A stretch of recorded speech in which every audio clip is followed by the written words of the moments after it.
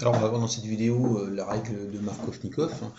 Règle qui dit que lorsque l'on est susceptible d'obtenir un carbocation, donc ici dans ce canon-là, hein, donc on a un alcène constitué d'une double liaison carbone-carbone, donc constitué d'une liaison sigma par recouvrement axial des orbitales et d'une double épi par recouvrement latéral de ces orbitales. Alors évidemment, ce double épi est particulièrement mobile, hein, qui fait des alcènes de très bons nucléophiles.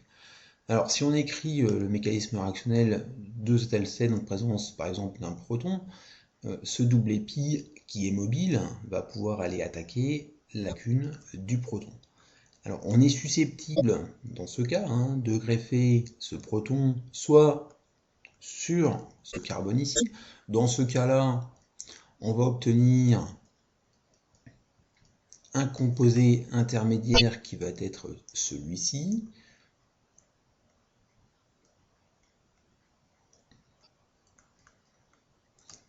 Où le proton va se greffer sur l'autre carbone, et à ce moment-là, on va obtenir un composé intermédiaire qui va être celui-ci.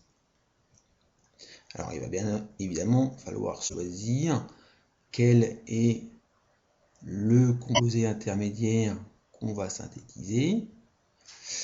Donc là, c'est la règle de Markovnikov qui s'applique et qui dit qu'on va former le carbocation le plus substitué par les groupes inductifs d'honneur. On va chercher les groupes inductifs d'honneur.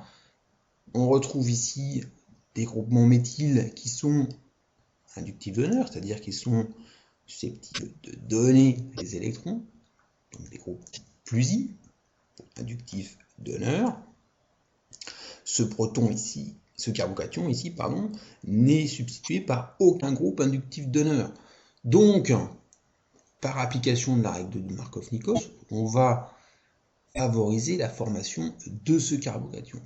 Sous-entendu que, dans certaines conditions, on va former majoritairement cet intermédiaire réactionnel et non pas celui-là, qui sera minoritaire.